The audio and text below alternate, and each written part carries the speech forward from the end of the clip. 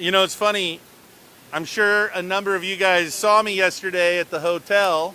I was a little angry. I shared my story with many of you guys. Don't want to get too much in the details of it. If you really want to see it, Tucker recorded the whole thing on video. And I thought, in the moment, I thought it was kind of funny, and we were going to post it on my story. And then last night, he showed me the whole video, and I didn't want to post it because I'm embarrassed.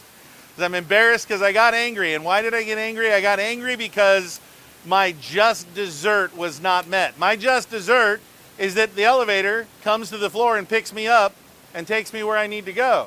And if it doesn't, and I call the front desk and they tell me they'll send somebody, then they owe me that. That's what I think, right? And when they don't do it, I'm angry.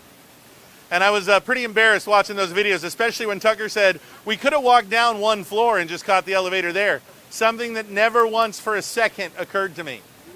I just had to be there, and I had to throw my tantrum. And I had to totally embarrass myself in front of a couple who roomed next to us, who he's a pastor, by the way. And I sat there and made myself look very foolish. I mention that, guys, because the story of David, what makes it so interesting to me and so unique, deals around that exact same theme and topic. Because here's the thing. David, as a boy, was anointed by the prophet of Israel, Samuel, to be the king of Israel, to be the king and shepherd of his people. When he was a boy, Samuel told him that's what God had called him to. Samuel poured oil out on his head and said, you are the king. Now I want you to think about that for a second. Because there was a king in the land. A guy who actually sat on the throne. A guy who actually led armies. Saul. And yet, who's really king? The guy who's sitting on the throne, who's carrying the spear and who has an army following him? Or the guy that God says is king? It's the guy who God says is king. But the real king, David, what did he do? He went ahead and served the king of Israel, Saul. He didn't go to Saul and say, God anointed me, you owe me. He didn't build up his own army and say, Saul, give me your crown, give me your kingdom. He said, I am here to do your beck and call, Saul. And he was a captain in Saul's army. And he did everything Saul commanded him. And he thought Saul loved him. And Saul did, actually, for a while, until Saul started to get jealous because he didn't get his just desserts. Because Saul, of course, sitting there as king of Israel, when he starts hearing the Israelites singing songs, Saul has killed his thousands, but David has killed his tens of thousands. Saul starts to say, what else will happen but that the people will give David the kingdom? And he gets angry and he wants to kill David. And when David realizes that, he goes on the run. A lot happens. I'm not going to, for lack of time, be able to cover all the things that unfolded between David and Saul that made it clear to David that he needed to run for his life. But David runs into this desert to escape Saul. He runs into En Gedi. That's what the scriptures tell us. And many men from around, and their wives and children from around the country, flee to David. These are the dispossessed and those who are struggling and oppressed in Saul's kingdom. They all come. But David does not use them as an army to overthrow Saul. He doesn't use them at all. Instead, he is there to be a shepherd to this dispossessed people. But Saul is not content. He's got to chase David. And that's what we're going to read today. 1 Samuel chapter 24, verse 1. Now it happened when Saul had returned from following the Philistines, because he had been battling the Philistines, that it was told him, saying, take note, David is in the wilderness of En Gedi, this very area right here. So Saul took 3,000 chosen men from all Israel, and he went to seek David and his men on the rocks of the wild goats. We'll have to ask Benny what that is. I don't know if we've found that or not. I don't know. Then verse 3. So he came to the sheepfolds by the road where there was a cave. And I do know that we're supposed to go up to a cave that has been identified as this cave. I don't know if that's accurate or how confident we are, but that's nonetheless, there's one up there that is identified as this cave. And Saul went in to attend his needs. He went in to take a leak. Or maybe not a leak. Maybe it was number 2. David and his men were staying in the recesses of the cave. So when Saul goes in, guys, here's the thing. He is very indisposed, right? You're in the worst possible position you can be in when you're attending your needs. And it just so happens he goes into the cave that David and his men are hiding in. And they see him, but he doesn't see them. Carry on.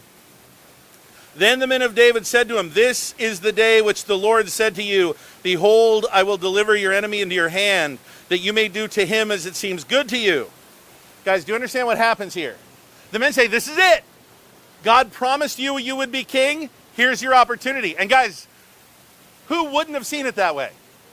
God has led Saul here. God has promised me the kingdom.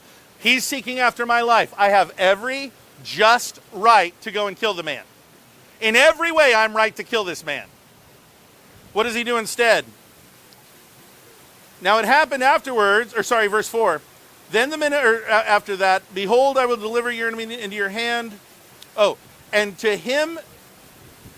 David arose and he secretly cut off a corner of Saul's robe. So David goes up, and while Saul's sitting there, standing on his knees, he sees the robe and he cuts off a corner. And he's going to do that to prove to him that he could have killed him. That's the point. Let's keep going. Now it happened afterwards that David's heart troubled him because he had cut Saul's robe. So Saul gets up, walks out, and now David's feeling guilty. He's feeling guilty because he did this thing. So David restrained his servants with these words. Verse 6. And he said to the men, "The Lord forbid that I should do this thing to my master, to the Lord's anointed, to stretch out my hand against him, seeing that he is the anointed of the Lord." Notice what David says. David has the anointed of the Lord. Samuel anointed him. But he says to his men, he says, "I cannot kill Saul. He's the anointed one of the Lord. I cannot do it. And none of you can do it either." So David restrained his servants with these words, and he did not allow them to rise against Saul. And Saul got up from the cave, and he went on his way. David also arose afterwards, and he went out of the cave. So after Saul had walked off a bit with his men, they're on the march again here through these hills. But then David comes out, and he calls out to Saul, now that Saul's a little distance, and he says, "My lord the king." Notice what he calls him, "My lord the king." When Saul looked behind him, David stooped with his face to the earth. He bowed before the king. And David said to Saul, "Why do you listen to the words of men who say that David seeks your harm? Look, this day your eyes have seen that the Lord delivered you today into my hand in the cave, and someone urged me to kill you. But my eye spared you, and I said, I will not stretch out my hand against the Lord, or against my Lord, for he is the Lord's anointed." He goes, "I could have killed you. You see, I could have killed you, but I wouldn't. So why are you listening to your counselors that tell you that I would kill you? Moreover, my father," notice he calls him my father, "see, yes, see the corner of your robe in your hand, in my hand. For in that I cut off the corner of your robe and did not kill you, know and see that there is neither evil nor rebellion in my hand, and I have not sinned against you. Yet you hunt my life to take it. Let the Lord judge between you and me, and let the Lord avenge me on you. But my hand shall never be against you." Skip down to, let's keep reading. Skip to 14. "After whom has the king of Israel come out? Whom do you pursue? A dead dog, a flea? What are you doing? I'm nobody. Why are you coming out to kill me? Therefore let the Lord be judge, the judge between you and me, and see and plead my case and deliver me out of your hand." And so it was, when David had finished speaking these words to Saul, Saul said, "Is this your voice, my son, David?" And Saul lifted up his voice and he wept. Then he said to David, you are more righteous than I, for you have rewarded me with good, whereas I have rewarded you with evil. And you have shown this day how you have dealt well with me. For when the Lord delivered me into your hand, you did not kill me." And so Saul takes his men and they walk away, and he tells David, I won't hurt you anymore, son. I'm not going to go after you anymore. You did this righteous thing. And what did David do? He appeased the heart of Saul. Saul in this moment realized he was wrong. Saul in this moment realized that David loved him. And he said, "I will not chase after you." Guess what, though? He's going to do it again. He's going to change his mind. And the same exact thing is going to happen. That's the thing I want you to note. 2 chapters later, David is in a different desert. Saul is out with his men. Saul falls asleep. And in the middle of the night, David comes in with his right-hand man, Abishai. And they come up, right up to Saul. And Abishai says, "I got a spear. I'll run him through. I'll run him through." He says, "I won't have to do it twice. One time, I'll get him." And David said, "What kind of a person are you that you think you can lift your hand against the Lord's anointed?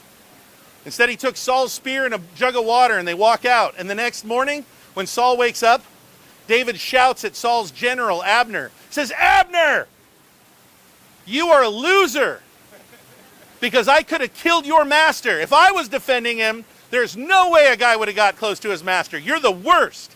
You need to protect your master with your life. And then he tells Saul what happened, and Saul goes, David, I know, so sorry. That's the way our bitterness works, right? It comes and goes in waves. This was David his whole life. After Saul dies, guess who David is going to appoint the commander of his army? Abner, Saul's right-hand man. You're the commander of my army. And other people will rebel against David, including his own son. Right before his men go out to fight against his son Absalom, David says, I have one rule, do not kill my son. I don't care what else you do not kill my son. And when the war ends and a messenger comes to tell David what happened, he says, rejoice, O king, for we have won the day. And you know what David's first question was? What about my son? I want to know about my son. And he goes, I don't know, actually. I don't know what happened to your son. So a second messenger has to come in. And he says, rejoice, O king, we won. And David says, what about my son? And he says, oh, may all your enemies fall like that one. He was slain in battle. And David ripped his robes and he fell to the ground and he wept. And he said, oh, Absalom, he cries. And then he rebukes his general for allowing the boy to be killed. And his general says, you're crazy. You're crazy. You hate your friends and you love your enemies. I don't want to have anything more to do with you. I've been your right-hand man all this time, and all you've done is elevated your enemies above me. First Abner, and now you cry because we killed your son. By the way, David was going to take his son's general and put him in charge of his army also. Joab was like, I'm done with you. You don't know how to take care of your friends. Here's what I want to focus on. This David. There's a book that came out that I picked up a little bit ago called The Way of the Lamb, The Way of the Dragon. I don't know if any of you guys have read it. But the way of the dragon is the way of Saul. The way of the dragon is taking swords and spears and going and finding your enemies and killing them. The way of the lamb is something different. The way of the lamb is when you love your enemies. David didn't hate his friends. He probably the only guy those guys ever knew who actually loved his friends. Because the only people who really love are people who actually know how to love. And if you could love your enemies the way David loved his enemies, and in doing so win their hearts, you better believe you can love your friends. And so he's somebody who's near and dear to my heart because of what he represents. And this story is very near and dear to my heart because of what it shows. And here we are in the very mountains in which it happened. Amen?